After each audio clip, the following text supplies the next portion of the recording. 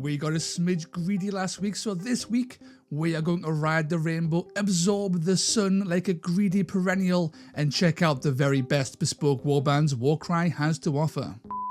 Welcome to Wargames on Toast, all of you lovely people. It's me, it's Toast. How are you this lovely Wednesday?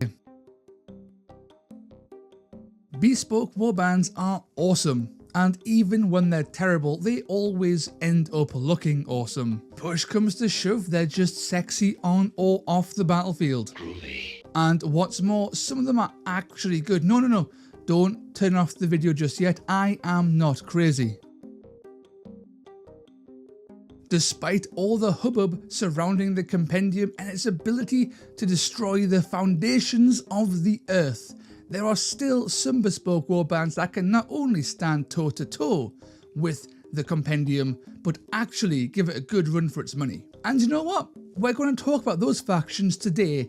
How swell is that? I think that's pretty darn swell. But before we get into all of that, please consider leaving a like, commenting and subscribing, as it helps the channel fight against that dastardly YouTube algorithmic demon. And if you want to help support the channel in a more tangible way, then please consider joining my Patreon or YouTube members, like all of these awesome people on screen now. You receive cool benefits like members only content and videos, a say on future projects and monthly giveaways. Your generous support has already helped me upgrade my equipment, like this fancy new microphone. But with all of that out of the way, let's get on with the show. And now for something completely different. Like in the last video, I think it makes sense to lay down some groundwork, get the concept of best out of the way so I don't get some scallywag in the comments telling me off for not including the Tarantulas brood. I'm looking at you, Mike. Don't make me get the paddle. Oh, had enough, eh? Best for me in this instance is going to be warbands that are just great across the board, across a spectrum of criteria. For example, a warband that is effective straight out of the box, effective once it has been expanded upon, and at the very least can compete on a semi-competitive level. This list is going to leave out but still give lip service to other warbands as well, because while I don't want this video to go on for too long, I do want to be thorough, or at the very least somewhat thorough. Speaking of lip service, I want to cover warbands who have not made the top 5. I do think these absolutely deserve to be mentioned though, they just don't hit my personal arbitrary criteria. Sorry Aitan, but these squishy little bastards don't make the list because, well, they just kinda suck. I am shocked and appalled. More specifically, they suck right out of the box. The Hunters of Huanshi have exactly one good model, and the rest is either a tax you have to pay to use the only good thing, or so bad you would never dream of putting them into a serious list. It's true, but he shouldn't say it. Look, I don't make the rules, apart from when I absolutely make the rules. But when you have a box with 13 models in it, and all but one can go in the metaphorical, proverbial and or literal bin, they don't deserve to break the top 5 ever. Check out this video here to see me and Aitan settle our ideological differences. Spire Tyrants are awesome. They are very competitive thanks to very powerful mid-ranged infantry, a solid leader, and access to cheap spammable nets. So where do the Spire Tyrants fall down? Well, those are basically the only things worth taking. The box itself doesn't have all that much variety in it to begin with, and when you are only really going to take bestigors and nets, it leaves a lot to be desired. It's a great faction, but it's just not worthy of my list. I am shocked. Shocked! Well, not that shocked. Iron Golems are legitimately an excellent faction. They have multiple ways to play, some of the best point-for-point models in the entire game, and when it comes to 1v1 bespoke offs, they tend to win because they have an in-faction titan in the form of the Breacher. Their box is a pain though because they don't get enough of the stuff you really want. So yeah, they follow the theme of this list so far, and that is a good faction that has a box that kinda sucks. The Jade Obelisk almost made my list because they are very good for beginners to just pick up and play. Their box is mostly great. Their models are lovely. Their abilities are strong, if a little bit complex at times, and their raw stats are flat out dangerous. They hit very hard when they want to, and they want to all of the time. I think they deserve a mention, but because they're a little bit on the slow side, they have no chaff, and they're not quite as good as other things in this list, they don't quite hit the mark. They're definitely a top 10, but not quite the top 5. I haven't played these guys enough to say how good they actually are. That being said, they do deserve to be here because this warband is obviously very strong. I just don't want to dedicate myself to their greatness without a little bit more playtime. They are very dice hungry but have very competitive stats, and their abilities are very, very good to make up for that. They can do outstanding damage very quickly to the point most people don't want to mess with them. That being said, they are very soft, so they can't take a beating at all. This makes them a bit of a hard faction to play in objective games right out of the box. Thankfully, they soup really well and have all kinds of powerful allies that they can sub in to fill in all of their gaps. I love these guys, definitely check them out for sure. And now it's time for the main event. It's time to look at the best bespoke warbands in Warcry, according to me, a dude who unironically plays Tarantulas Brood when nobody is looking. We are starting our roll with the Untamed Beasts. Well, I didn't vote for you. I love these guys because they do a lot of work when it comes to teaching new players the ropes, whilst having a great box and enough tricks to pull off a competitive game. They are at the bottom for a reason, of course, and I do think they are the worst of the factions I am going to talk about going forward, and they actually might be worse than some of the factions I mentioned in the last section. But still, they do tick every box I arbitrarily set, and it's my list, so I will put them wherever I want. Diving deeper, their leader is excellent. 200 points for a proper little beatstick who can be buffed with blessings on the cheap. Literally nothing to complain about here. He's identical to the claws of Karanak leader, only cheaper for no discernible reason. Sweet, I guess? First Fangs have a brutal range attack, a solid body, are relatively cheap, and the ability to pull things. Displacement is always strong, and this guy is the cheapest displacer in the entire game. I think. Don't look that up, I could just be lying there. Beast Speakers, on the other hand, let you on a double get beasts to attack over and over again. This box even comes with a fantastic beast, and you can ally in all kinds of cool dudes to synergize with this dude. Totally awesome. Unlike Prey Takers though, because Prey Takers are the big losers here, being a little bit too expensive for the defensive line, but they do well in one box bespoke matches, and you just cut them when expanding into more competitive play. One thing you will never cut though are Plains Runners. These guys are great, they are chaff, they are cheap, they are fast. That is all you need to know and all I will let you know. Just take them, they're great. And finally, the Rock Tusk. This thing is fast, durable and strong. Buff it with blessings and a beast speaker and you will do work with this absolute unit. You might drop him for the likes of a spawn later on, but then again you might not because it's good. It's really good. These guys have it all. We've touched on some abilities very lightly, but even their generic double, Savage Fury, is great. It combines Onslaught and Rush, which are both awesome abilities, but it also allows you to just use Onslaught and Rush separately, giving you a huge amount of versatility when it comes to using your dice. A really solid set of dudes that mark a clear change in Warband power and out of the box usability. Only the Prey Takers are underwhelming, and they're only a little bit underwhelming. That's it. Everything else has play, and they play very, very well. I absolutely love them. Feel free to check out my video on them as well.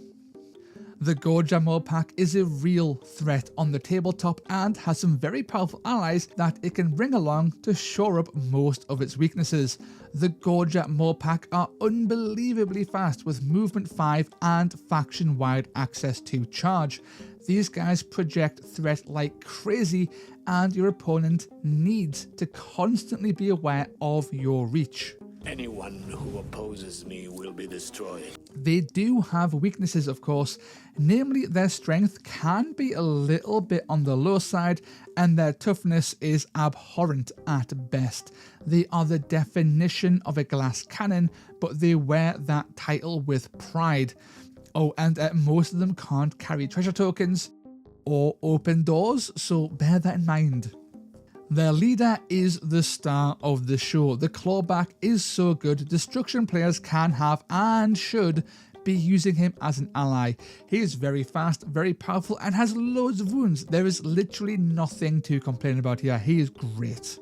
Howlers are a tad expensive, but very efficient nonetheless. Loads of attacks, awesome damage, and the ability to shut off reactions. Very handy, but I do tend to cut them first because they're a little bit on the expensive side. Gorgias though, Gorgias are lovely on their own, even better with strength or attack blessings. These guys are the core of your pack, but let's not forget about the big Whamma Jamma Club Gorgia. Give this guy +1 attack and watch him blend even the strongest enemies with a flurry of ludicrously powerful attacks. These guys are dumb fun, they just work, but if you want to make them work competitively, you are going to have to use the old bonds. The Morpack can be too aggressive, and this will lead to most of your defeats because you are elite. If even a single Gorgia dies, you will definitely feel it. You just can't run in all willy-nilly even if you want to. You need to carefully plan your attacks and not have your Gorgias bite off more than they can chew. But if they do get into a bind, remember their reaction is stupidly good. Use it if you're about to die. It's really fun. Anyone who knows me will know that these guys not getting the top spot hurts my soul, but I am a man who is willing to put his bias aside and not automatically put my favourite faction ahead of their betters. The Flameseekers are defined by their ability to do way more damage than they have any right to. Ignite Weapon is the core of this faction, and it is so good it should be classified as an illegal substance not safe for human consumption. This thing is addictive. The stories I could tell are quite literally endless, but let's condense all of those little stories into a throwaway bit of spiel. Your basic dudes will clap big dudes all day, every day, and your opponent will always be surprised when that happens. What? No. Always. It's amazing. They also have access to Create a Flame, which if this was found on a hero, it would quite literally break the entire game. It's stupidly powerful in a way that is only barely balanced by its inclusion in this faction. Near infinite range, double move on command, or a free attack action on command, or both if you are a beast. It is hilarious. You have not lived until you've seen an Achillean king fly 30 inches across the board in a single turn and still get to attack after and murderize the thing he just attacked. Model wise, everything is good. Everything. You can take a one box list and you will do well. How do I know that you will do well? I have taken one box lists and they have done very well. Of course, you want to expand if you want to go full Mondo competitive, but that is the case with literally everything.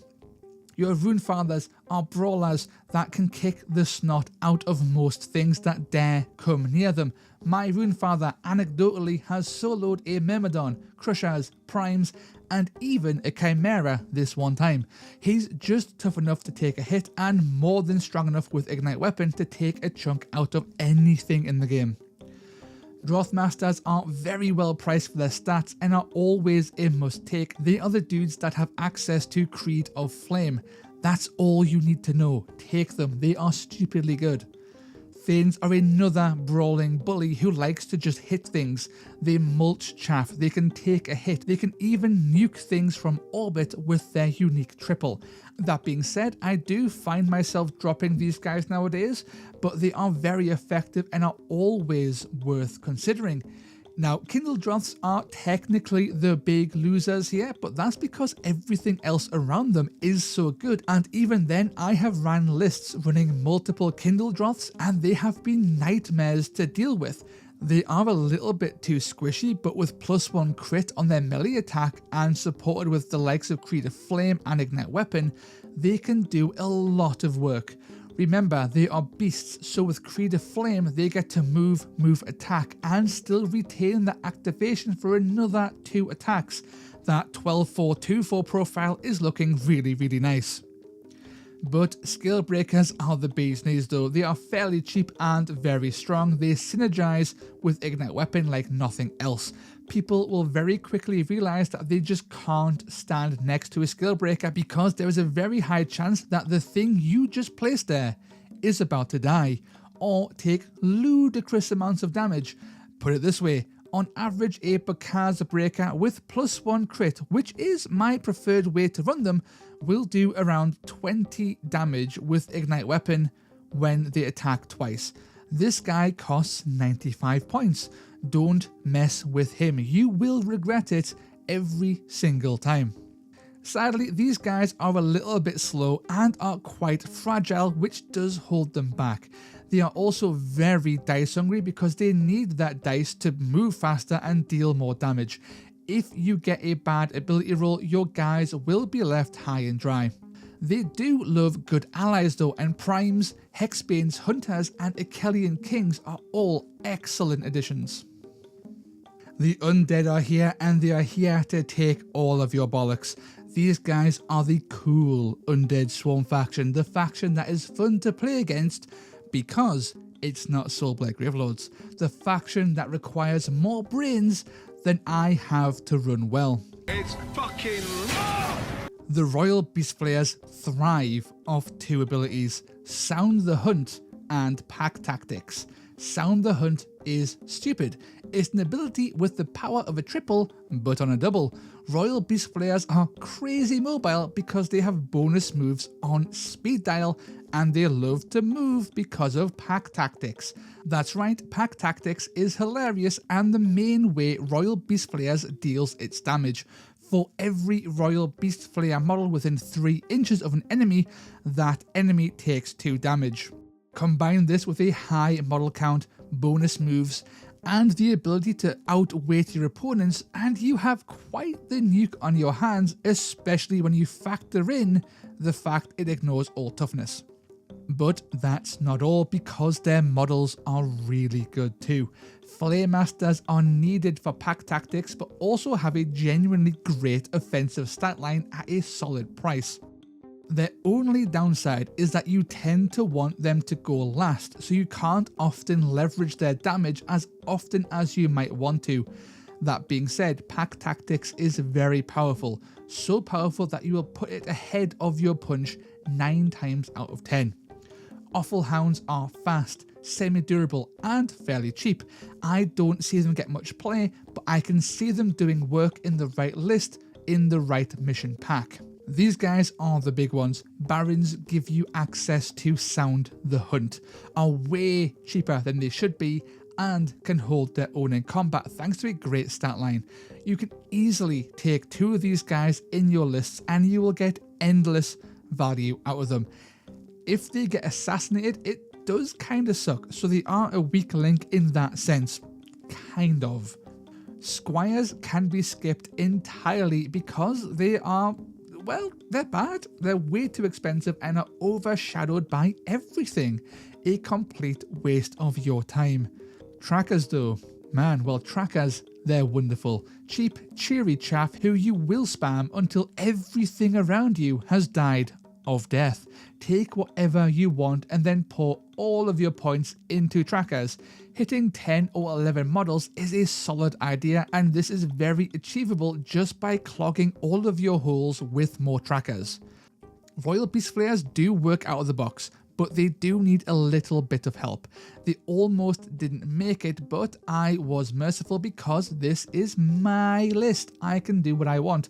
They also expand very well thanks to a great set of death allies that help broaden their horizons. Just be warned that relying too heavily on slingshotting powerful death allies is 100% a trap.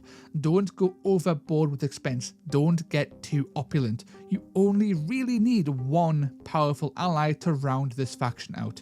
Very cool faction, well worth playing if you have the tactical chops for it. And finally, we get to the Horns of Hashut, who are here because they have enough excellence in their warband that it really does overshadow most of their weaknesses and frankly overshadows a lot of factions on this list. These guys have two huge reasons why they are excellent. Firstly, their chaff is stupid. These guys are hyper cheap, way too resilient for their cost, and do a weird amount of damage to boot at range 2. The other reason is flame hurlers. These guys are very, very silly.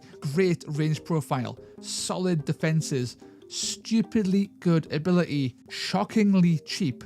I mean, these guys do everything. You can't even engage them to stop them from firing because they can fire their flamethrowers into combat. Absolutely bonkers. Take 2 of them, take 3 of them, and ignore my video on them because I said only take 1. Don't listen to old me. Old me was very stupid. Listen to me now though. Current me is very clever. Moving on to their leader, this guy is really solid for his points and has access to the faction's ability Ash Bomb, which reduces toughness and attacks in a fairly large AoE. And when you combine that with durable models, your dudes really stick around longer than they should and have the damage and numbers to be quite the bullies. Throw in allies like Myrmidons or Crushers and you basically have a list that has written itself. Out of the box, these guys are fairly dangerous. Refine their box with a second box and an ally and you have a top tier faction that should not be underestimated. One of the very few Bespokes that could claim to be S tier for sure. Their biggest drawback is that in their base box, they do have a few duds, which is to be expected. The basic Ruinators are fine and the Demolishers are also fine. They work, they just tend to be a little bit overshadowed. And look, I am a simple man who likes setting things on fire. Very few things in Warcry feel as satisfying as double shooting a flame hurler into a deployment zone and then using engulfing flames of dark artifice to torch your opponent's reinforcements. They will never forgive you for that, and you won't even care. Not even once. Not one bit. And that's it. That's the end of the video. This was really cool to make and I had a great time just gushing about different factions. This was mostly a bit of fun and the best is always going to be subjective, and heck, my list had all kinds of arbitrary restrictions on what could be considered best. Let me know in the comments below which Bespoke Warbands you consider to be the top dog and why. Let's spread that love, and whilst you're down there, please be sure to hit like and subscribe if you haven't already. As always, a huge thank you to my patrons and members who help the channel grow and improve, and a massive shout out to my algorithmic demon slayers, Armor Enthusiast 7, Brioche, the Head Knight of Paint, Kitty Cowan Pracker Makul, Long Run Hobbies, Lord Phylax and Rob. Until next time, lads, ladies and everybody in between and beyond, I will see you in the next video. Ta-ra.